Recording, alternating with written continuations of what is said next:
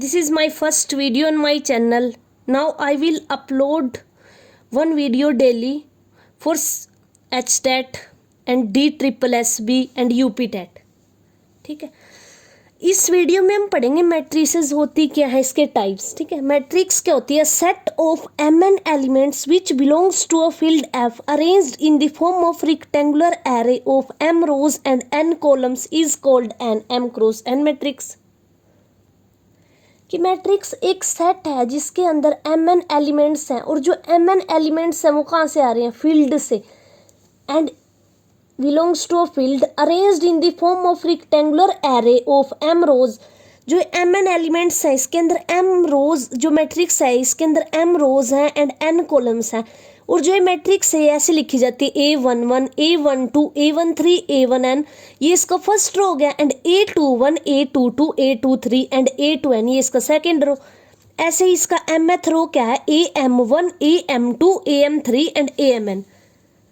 अब ऐसे हर बार ऐसे मैट्रिक्स को लिखना तो बड़ा मुश्किल काम हो जाएगा, तो इसलिए इसकी एक छोटी फॉर्म है इन कंपैक्ट फॉर्म. इसको कंपैक्ट फॉर्म बोलते हैं. The above matrix is represented by A is equal to AIJ M cross N और A is equal to AIJ I running 1 to M and J running 1. Where जो AIJ है ना वो field से आते हैं F से. I रनिंग 1 to M जितने I डिनोट करता है या नंबर ऑफ रोज कितने मैट्रिक्स के अंदर, और J है वो डिनोट करता है कि नंबर ऑफ कॉलम्स कितने किसी मैट्रिक्स के अंदर. उसके बाद है types of matrices. Row matrix, a matrix having only one row is called row matrix. कि ऐसी मैट्रिक्स जिसके अंदर एक रो हो उसको बोलते हैं हम रो मैट्रिक्स. एग्जाम्पल है इसका A इज इक्वल टू 1 2 3 4. इसके अंदर एक रो है और 4 कॉलम्स है. अगर किसी मैट्रिक्स के अंदर सिर्फ एक रो होता है तो उस मैट्रिक्स को हम रो मैट्रिक्स बोलते हैं. कॉलम से हमें कोई मतलब नहीं होता, कॉलम कितने भी हो सकते हैं. ठीक है, एग्जाम्पल है A इज इक्वल टू 1 2 3 4. ये 1 क्रॉस 4 की मैट्रिक्स है तो इसके अंदर एक रो है तो ये होगी हमारी रो मैट्रिक्स. अब आगे column matrix. A matrix having only one column is called column matrix. ऐसी मैट्रिक्स जिसके अंदर सिर्फ एक कॉलम हो उस मैट्रिक्स को बोलते हैं हम column matrix. Example A is equal to 1 2 3. ये 3 क्रॉस 1 की है तो इसके अंदर रोज तो जितने मर्जी हो सकते हैं, लेकिन अगर कॉलम एक है तो उस मैट्रिक्स को हम कॉलम मैट्रिक्स बोलते हैं. इसके दो एग्जाम्पल हैं. B is equal to 1 2 3 4. तो ये 4 क्रॉस 1 की मैट्रिक्स है, तब भी इसमें कॉलम तो एक ही है, रो जितने मर्जी हो जाए, तो ये एक कॉलम मैट्रिक्स होगी ऑर्डर 3 क्रॉस 1 एंड 4 क्रॉस 1 की A एंड B. अब आगे है square matrix. A matrix in which the number of rows is equal to the number of columns से n is called square matrix of order n. ऐसी matrix जिसके अंदर जो number of columns है m number of rows के इक्वल हो जाते हैं उस मैट्रिक्स को बोलते हैं हम स्क्वायर मैट्रिक्स. एग्जाम्पल है जैसे ये 2 3 1 1 2 3 दिस. तो इसके अंदर जो नंबर ऑफ रोज है, नंबर ऑफ रोज 1 2 एंड 3 है, और नंबर ऑफ कॉलम्स कितने 1 2 3. तो इसको हम C1 मान लेते हैं, इसको C2 एंड C3. ऐसी 3 रोज हो गए and 3 column. Is square matrix of order 3. उसके बाद है diagonal elements and principal diagonal.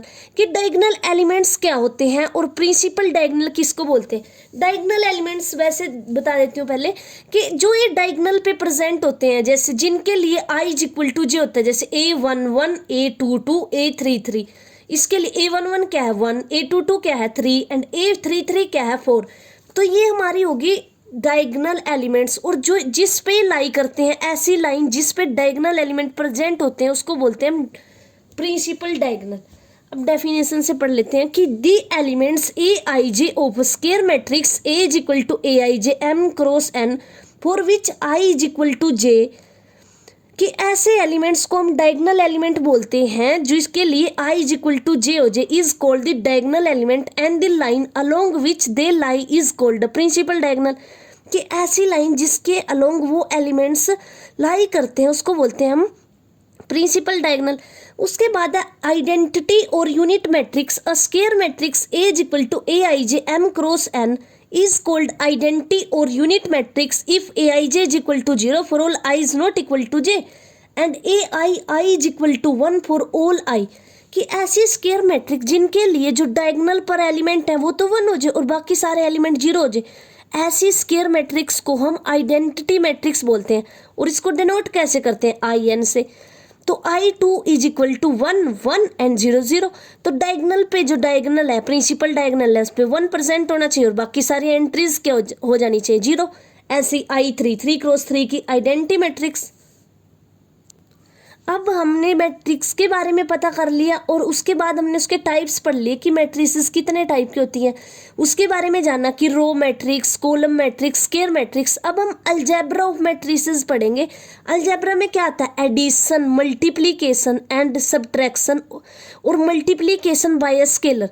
तो इक्वलिटी ऑफ टू मैट्रिसेस में सबसे पहले पढ़ लेते हैं कि दो मैट्रिसेस को इक्वल कब बोलते हैं। Two matrices A is equal to Aij M cross N and B is equal to Bij R cross S are equal if अगर number of rows in A is equal to number of rows in B, या फिर नहीं दोनों, कि if number of columns in matrix A is equal to number of columns in matrix B, कि number of rows भी equal होने चाहिए A matrix के number of rows in B में, और नंबर ऑफ कॉलम्स भी इक्वल होने चाहिए मैट्रिक्स ए के number of columns in B में।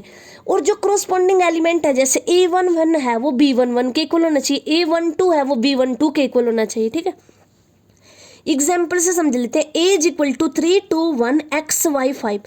तो ये एग्जाम्पल है, ये मैट्रिसेस इक्वल है। इन्होंने बोला है किस x और y की किस वैल्यू के लिए इक्वल होंगी। बाकी सभी एलिमेंट तो इक्वल है। अगर x को हम -1 ले ले और y को 0 ले ले तो ये दोनों मैट्रिसेस क्या हो जाएंगे? Equal matrices. उसके बाद addition of matrices. Let A and B be a two matrices each of order m cross n, then their sum A plus B is a matrix of order m cross n and is obtained by adding the corresponding elements of A and B। अगर दो matrices को add करना है तो सबसे पहले तो उनका ऑर्डर सेम होना चाहिए। जैसे 2 क्रॉस 3 की मैट्रिक्स है, 2 क्रॉस 2 की है, तो इन दोनों को आपस में हम ऐड नहीं कर सकते। बेसिक से इसका जो लास्ट कॉलम है 0 0 है, अगर किसी नंबर में 0 ऐड करते हैं तो वो हो जाता है। लेकिन मैट्रिक्स के केस में ऐसा नहीं है कि हम ये सोच लें कि हाँ इसको ऐड कर देंगे इसमें, ऐसे पॉसिबल नहीं है। ये 2 क्रॉस 3 की है, 2 क्रॉस 2 की है। अगर दो मैट्रिसेस को ऐड करना है सबसे पहले उनका ऑर्डर सेम हो जाना चाहिए, फिर कॉरस्पॉन्डिंग एलिमेंट्स आपस में ऐड हो जाते हैं। ठीक है, उसके बाद है multiplication of a matrix by a scalar. Let A is equal to Aij Bn M cross n matrix K is any number called a scalar, then the matrix obtained by multiplying each element of A by K is called a scalar multiple of A by K। कि हम अगर scalar multiplication करना चाहते हैं ना किसी matrix के साथ, तो मैट्रिक्स के हर एक एलिमेंट के साथ वो स्केलर मल्टीप्लाई होगा। फॉर एग्जाम्पल अगर K इज इक्वल टू 4 है और A ये मैट्रिक्स है, तो अगर हम K of A find out करना चाहते हैं तो इस मैट्रिक्स के हर एक एलिमेंट के साथ 4 मल्टीप्लाई होगा।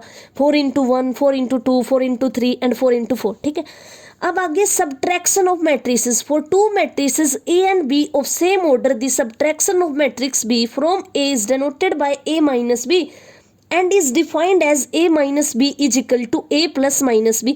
कि पहले तो उन मैट्रिक्स जो मैट्रिक्स होती है B, उसमें हर एक एलिमेंट को -1 से मल्टीप्लाई कर देते हैं और फिर दो मैट्रिसेस को आपस में ऐड कर देते हैं।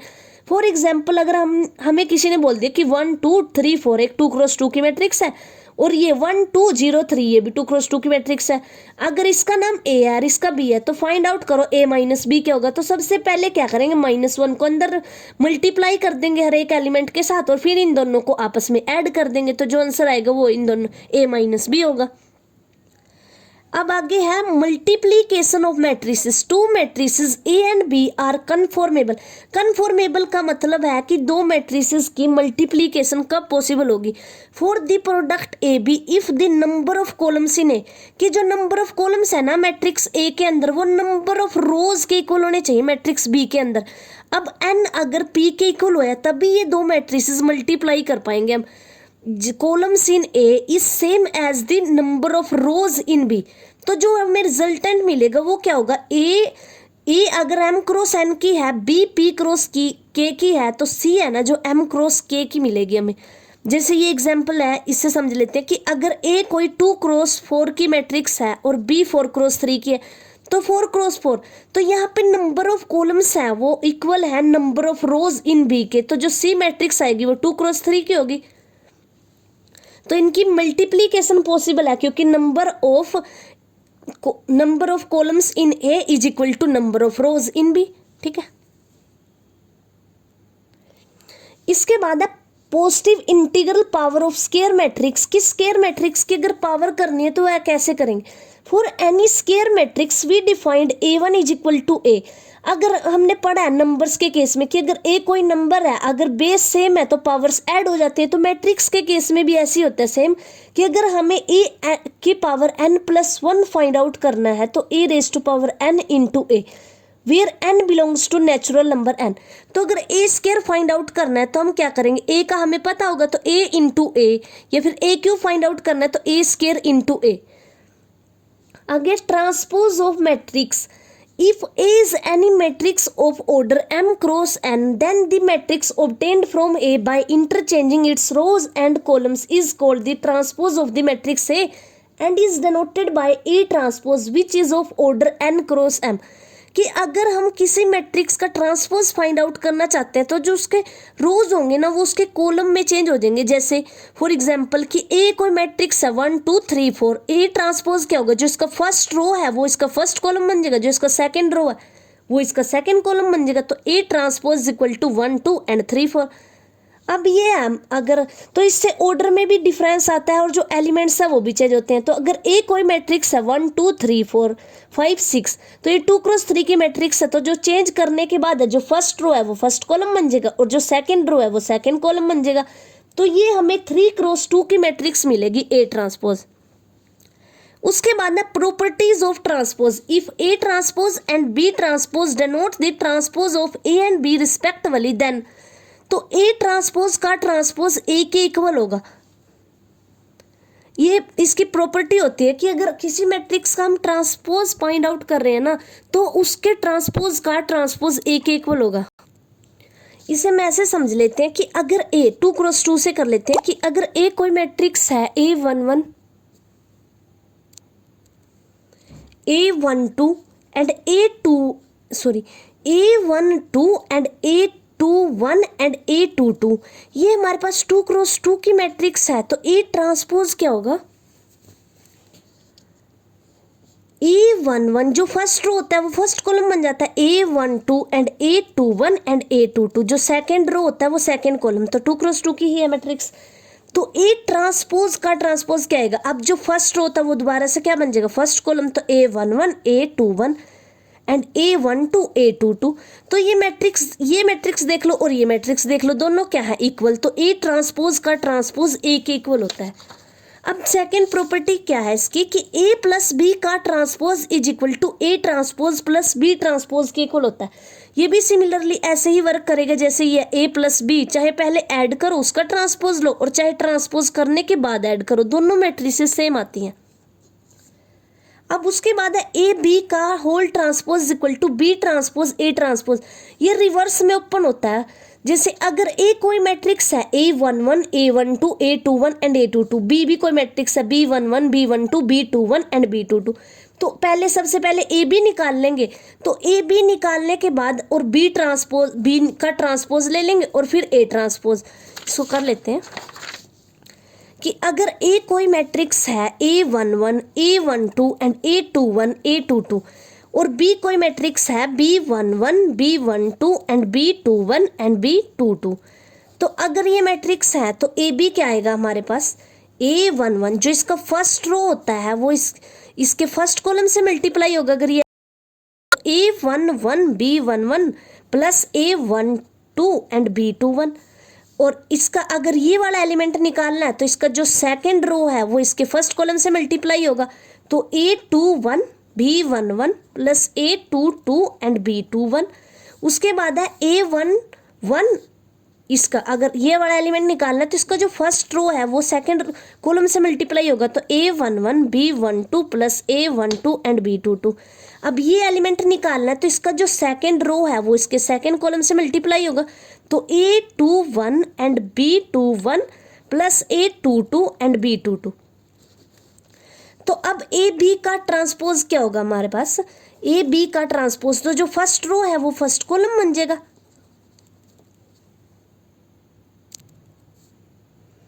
तो ये आ जाएगा हमारे पास कि A11 B11 plus A12 B21, तो इसका ट्रांसपोज लेने के बाद इसका जो फर्स्ट रो था वो फर्स्ट कॉलम बन जाएगा और जो सेकंड रो था वो सेकंड कॉलम बन जाएगा।